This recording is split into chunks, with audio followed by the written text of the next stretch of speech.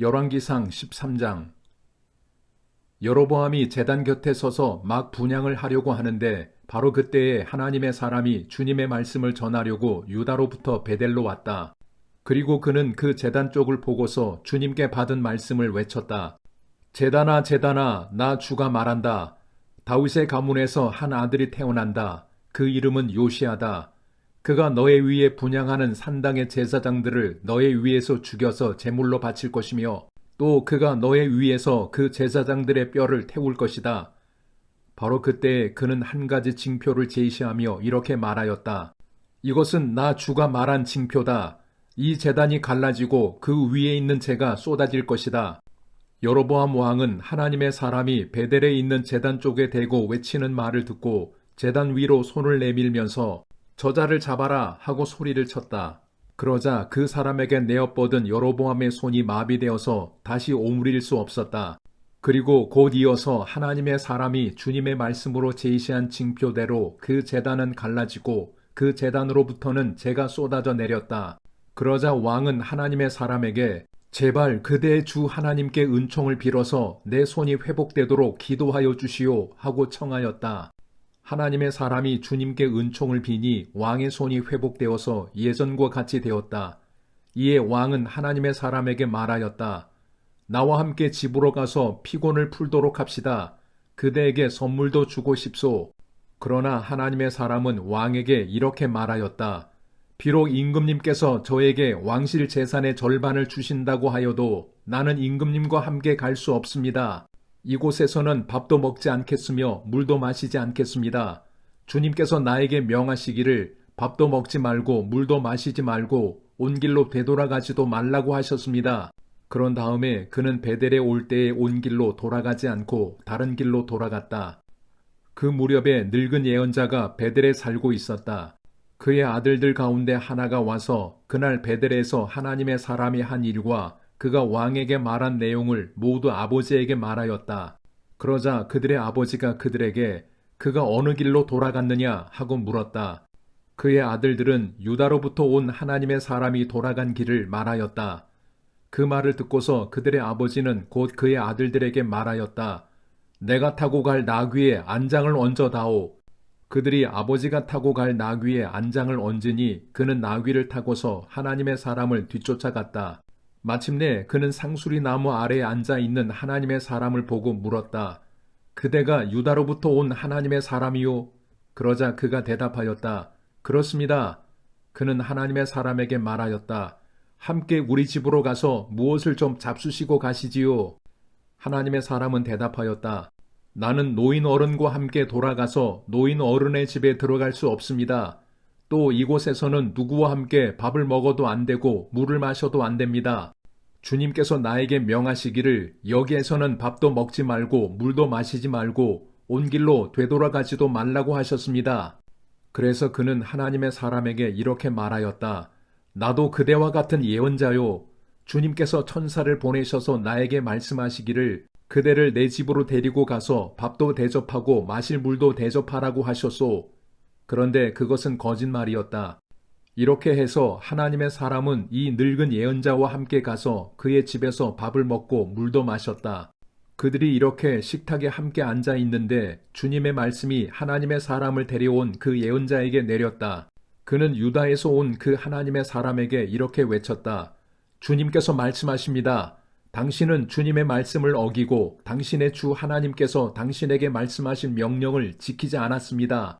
당신은 주님께서 밥도 먹지 말고 물도 마시지 말라고 말씀하신 곳에서 밥도 먹고 물도 마셨습니다. 그러므로 당신의 죽음은 당신 조상의 무덤에 묻히지 못할 것입니다.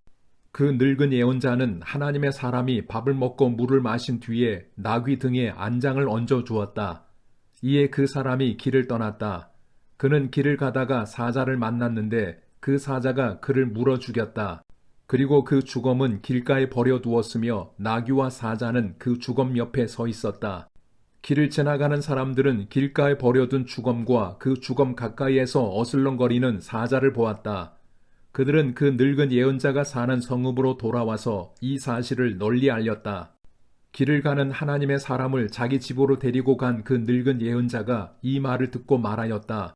그는 틀림없이 주님의 말씀을 어긴 그 하나님의 사람일 것이다.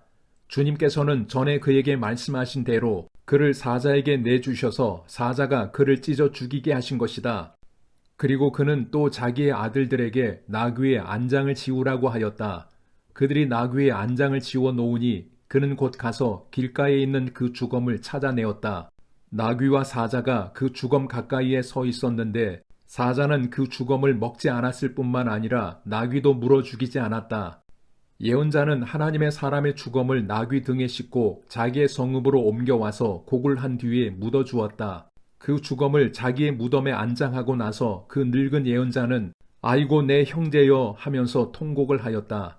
장사를 마친 뒤에 그는 자기 아들들에게 말하였다.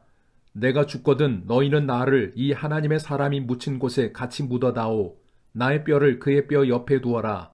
그가 주님의 말씀을 받아서 베델에 있는 제단과 사마리아 성읍 안에 있는 모든 산당을 두고 외친 그 말씀이 그대로 이루어질 것이다. 이런 일이 생긴 뒤에도 여로보암은 여전히 그 악한 길에서 돌아서지 아니하고 오히려 일반 백성 가운데서 원하는 사람은 누구든지 산당의 제사장으로 임명하였다. 그런 일 때문에 여로보암 가문은 죄를 얻었으며 마침내 땅에서 흔적도 없이 사라졌다. 열왕기상 14장. 그때 여로보암의 아들 아비야가 병들어 누웠다.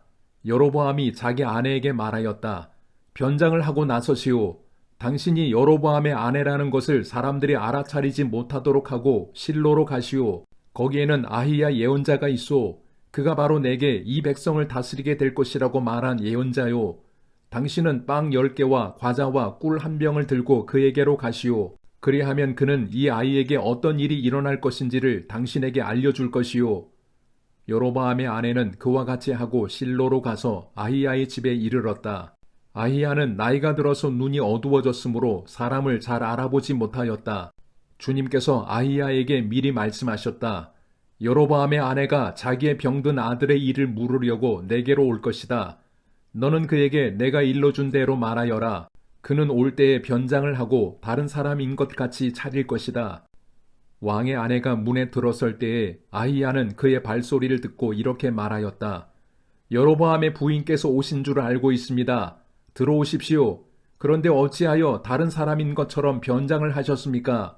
불행하게도 좋지 않은 소식을 전해야 하겠습니다. 집으로 돌아가셔서 여로보암에게 이 말을 전하십시오. 나 주 이스라엘의 하나님이 말한다. 내가 너를 백성 가운데서 높여서 내 백성 이스라엘의 지도자로 임명하였고 다윗의 가문으로부터 왕국을 쪼개어서 내게 주었지만 너는 내 종 다윗처럼 살지 않았다. 다윗은 내 명령을 지키고 내가 보기에 올바르게 행동하였으며 마음을 다해서 나를 따랐다. 그러나 너는 너보다 앞서 있던 모든 왕들보다 더 악한 일을 하여서 다른 신들을 만들고 우상을 부어 만들어서 나의 분노를 격발시켰다. 결국 너는 나를 배반하고 말았다. 그러므로 내가 여로보암의 가문에 재난을 내리겠다. 여로보암 가문에 속한 남자는 종이거나 자유인이거나 가리지 않고 이스라엘 가운데서 모두 끊어버리겠다. 마치 사람이 쓰레기를 깨끗이 쓸어버리듯이 여로보암 가문에 사람을 하나도 남기지 아니하고 다 쓸어버리겠다. 여로보암에게 속한 사람으로서 성읍 안에서 죽은 사람들은 개들이 먹어치울 것이고 성읍 바깥의 들에서 죽은 사람들은 하늘의 새들이 와서 쪼아 먹을 것이다. 이것은 나 주가 하는 말이다. 이제 일어나서 집으로 돌아가십시오. 부인이 성읍 안에 들어설 때에 아이는 곧 죽을 것입니다. 그런데 온 이스라엘은 그의 죽음을 애도하며 장사를 지낼 것입니다. 여로보암 가문에서는 그 아이만이 주 이스라엘의 하나님께서 보시기에 착하게 살았으므로 여로보암의 가문에 속한 사람 가운데서 그 아이만 제대로 무덤에 묻힐 수 있을 것입니다. 주님께서는 이스라엘을 다스릴 또 다른 한 왕을 세우실 터인데 그가 여로보암의 가문을 끊어버릴 것입니다. 이 일은 오늘 지금 이 순간에 일어날 것입니다. 주님께서는 이스라엘을 쳐서 물가의 갈대가 흔들리듯이 흔들리게 하실 것이며 그들이 아세라 목상을 만들어서 주님의 분노를 샀으므로 조상들에게 주신 이 좋은 땅에서부터 이스라엘을 뿌리째 뽑아내어서 유프라테스 강 저쪽으로 흩으실 것입니다. 여로보암은 자기도 죄를 지었을 뿐만 아니라 이스라엘까지 죄를 짓게 하였으므로 주님께서는 여로보암의 죄 때문에 이스라엘을 버리실 것입니다. 여로보암의 아내는 일어나서 그곳을 떠나 디르사로 돌아갔다. 그가 집 안으로 들어설 때에 그 아이가 죽었다. 온 이스라엘은 그를 장사 지내고 그의 죽음을 슬퍼하며 애곡하였다. 모든 것은 주님께서 그의 종 아히야 예언자를 시켜서 하신 말씀대로 되었다. 여로보암의 나머지 행적, 곧 그가 전쟁을 어떻게 하고 또 나라를 어떻게 다스렸는가 하는 것은 이스라엘 왕 역대 지략에 기록되어 있다. 여로보암은 22해 동안 다스린 뒤에 조상들과 함께 잠들고 그의 아들 나답이 그의 뒤를 이어서 왕이 되었다. 또한 솔로몬의 아들 르호보암은 유다를 다스렸다. 르호보암이 즉위할 때의 나이는 40살이었는데 그는 주님께서 자신의 이름을 두시려고 택하신 성읍 예루살렘에서 17해를 다스렸다. 그 어머니의 이름은 나아마이며 암몬 여자이다. 유다도 주님께서 보시기에 악한 일을 하였다. 그들이 지은 죄는 조상들이 저지른 죄보다 더 심하여서 주님의 진노를 격발하였다. 그들도 높은 언덕과 푸른 나무 아래마다 산당과 돌 우상과 아세라 목상을 만들었다. 그 땅에는 신전 남창들도 있었다. 이와 같이 이스라엘 자손은 주님께서 그들 앞에서 내쫓으신 나라들이 지킨 그 혐오스러운 관습을 그대로 본받았다. 르호보암이 즉위한 지 5년째 되는 해에 이집트의 시삭 왕이 예루살렘을 치러 올라와서 주님의 성전에 있는 보물과 왕궁의 보물을 다 털어갔다. 하나도 남기지 않고 다 가져갔다. 솔로몬이 만든 금방패들도 가져갔다. 그래서 르호보암 왕은 금방패 대신에 놋방패를 만들어서 대궐 문을 지키는 경호 책임자들의 손에 그것을 맡겼다.